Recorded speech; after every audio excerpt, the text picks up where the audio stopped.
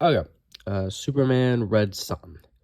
Now, Superman is in fact a superhero, and very much a comic book one at that. And this being a film about Superman, it's safe to say that it's a superhero film.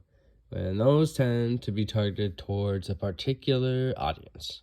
It's me.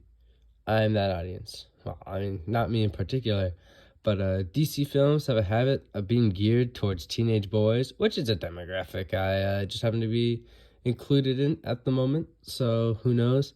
Well, I don't know how it affect my opinion. I wouldn't be surprised if it somehow did. Uh, but enough about me though. I'm going to give you a quick breakdown of this movie. So you know what the heck I'm talking about. So we start with Superman as a kid. But this time it's in the USSR, and the voice acting on the kid violently assaults one's ears. It's so bad, man. But luckily, this whole origin sequence is ended once he shows this girl his powers. She tells him to use them for the state. Then skip some time until Superman is, well, a man. And he's a Soviet symbol. The plot gets the ball rolling when Superman has to catch a Soviet satellite, which would have crashed into Metropolis. This is when he meets Lois Lane, which I suppose is actually Lois Luthor, because she's married to Lex in this version. But not much else about Lois seems to be different, because she calls out Superman for an interview, and he accepts it, because I guess the Soviets decided it'd just be already to not keep Superman on a tight leash for some reason. It's during this interview that Lois hands him this file that informs Superman about some of the more unlikable acts of the USSR. Superman decides to check for himself and visit some kind of underground gulag, which has, what you would expect. But he finds that girl, from his childhood that I was talking about, that told him to use his powers for the state. And in true superhero fashion, she dies 2 minutes after Superman finds her. But so Superman, he's not too happy with the situation. So after questioning literal Stalin, a character in this movie, about what he saw, Superman just kind of elects to kill him. So now he's the leader of USSR, Superman. So when we use a smaller time skip that shows us how Superman's rules going, having him do things like single-handedly winning the Korean War. I think this is when he tears down the Berlin Wall. I'm not sure though. Meanwhile, on the American side, Lex has created this knockoff version of Superman, which is also when Superman meets Wonder Woman, and she's just kind of there. But Superman fights this discount imposter dude, and he easily wins, but he is quite rattled at this. Also, Brainiac appears, but Superman beats him, not before Brainiac can be a real doo-doo head, and he shrinks Moscow. I think it's Moscow. I'm pretty sure I'm like 99% sure it's Moscow. Anyway, in the end, this is good news though, because he reprograms Brainiac for his purposes. Unfortunately, this is when Superman starts to become a little less righteous as he uses this new technology to brainwash people into compliance. I mean, come on, man. This is when the plot decides to shake things up, and we see Batman as a domestic terrorist. He's not a fan of this whole brainwashing thing. But Batman's story ends quickly because Batman kidnaps Wonder Woman, Superman and Batman fight, as they always do. Batman wins, as he always does. Wonder Woman breaks free of her ropes. She gets old, it's weird, and Batman decides to explode.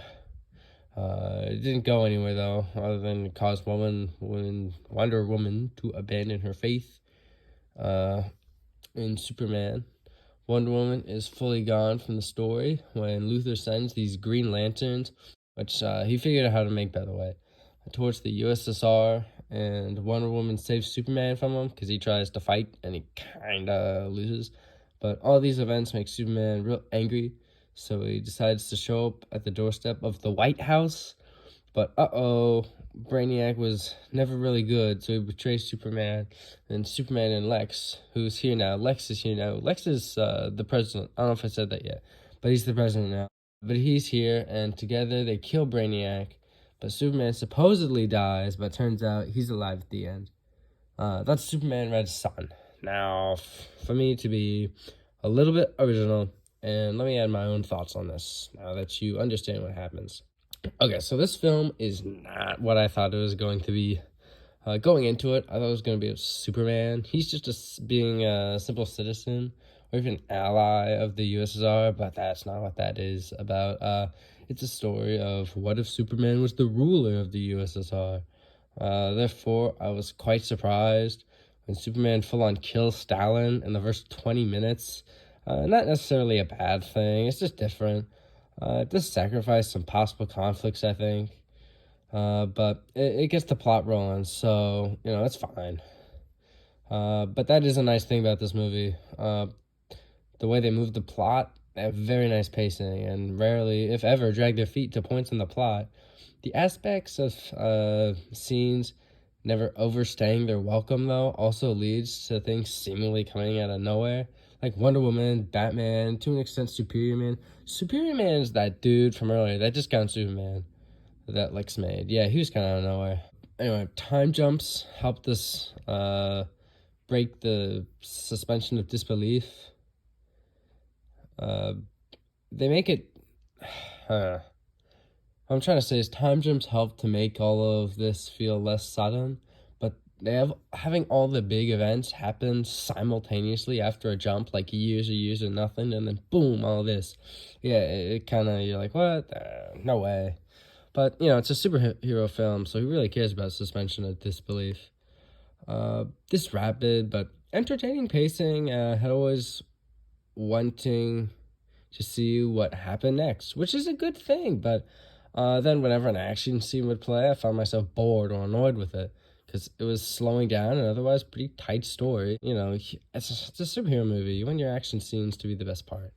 It did not help that as much as I enjoy Superman, his fights usually consist of just big punches until someone gives up. That said, I want to take a moment to address my thoughts on how Superman's handled. So for the first part of the story, they do an excellent job of preserving Superman's character, which is great because it's a character I enjoy.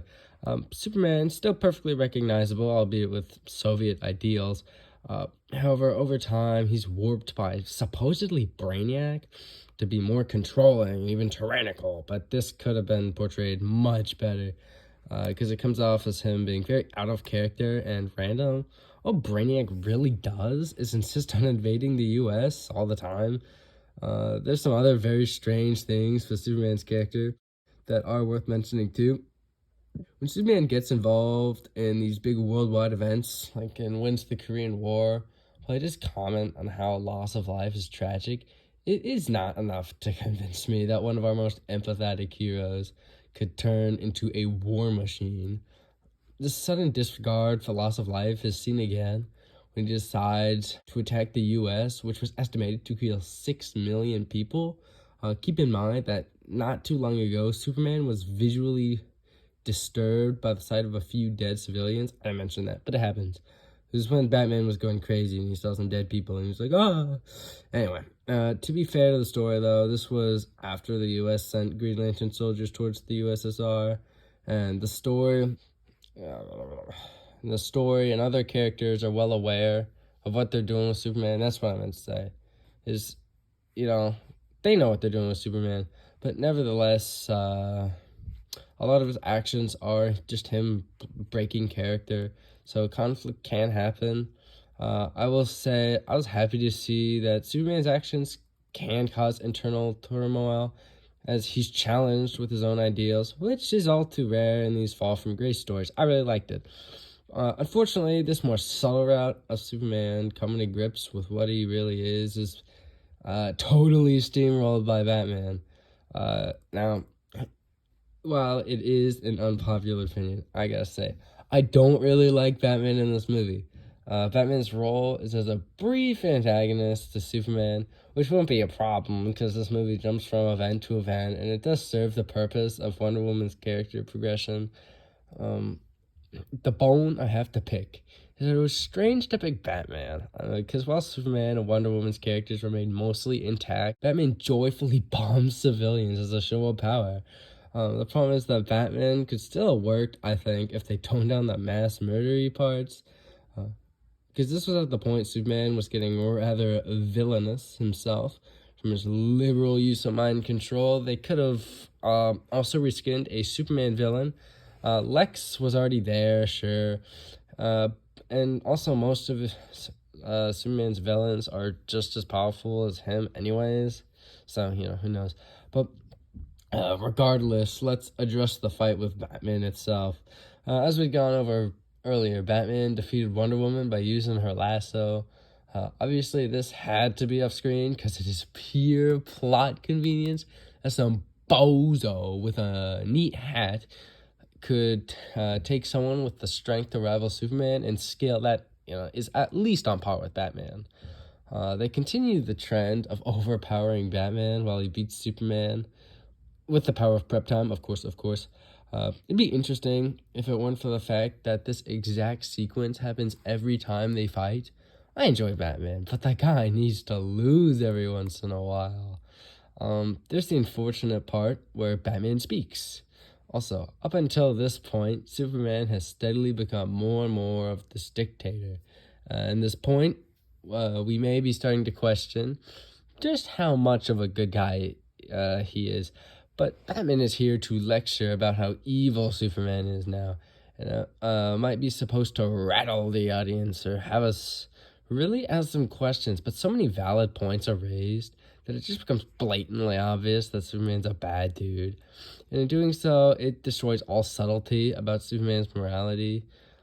Anyways, this whole fight is ended by Wonder Woman breaking the lasso. That was supposed to kill her, I think, but, it doesn't.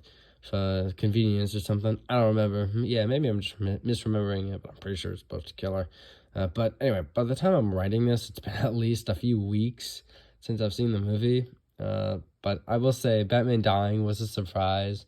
Because he's not the only villain, though.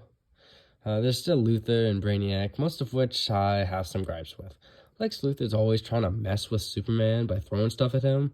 But besides the action sequences, Lex's attempts to beat Superman never go anywhere. Superman simply beats the threat and moves on. Lex only really feels essential to the plot until the finale. It's as if the film needed a villain to keep around for the entire film. So I just, threw Lex in there purely for the sake of having one. Not to say Lex's character doesn't change, though. As the movie goes on, he becomes more and more infatuated with Superman, and it begs the question, is Lex being transformed into his comic book character? Because he does, at the start, he has hair. He looks like a whole new dude. But at the end, he looks like Lex. So maybe that's what they're doing, transforming him into this comic book character. Or maybe they just want to have Lex keep meddling with Superman and are forcing the relationship. I don't know. They may be going for the former, but if so, I think they should be committed to the part more. Then there's Brainiac himself.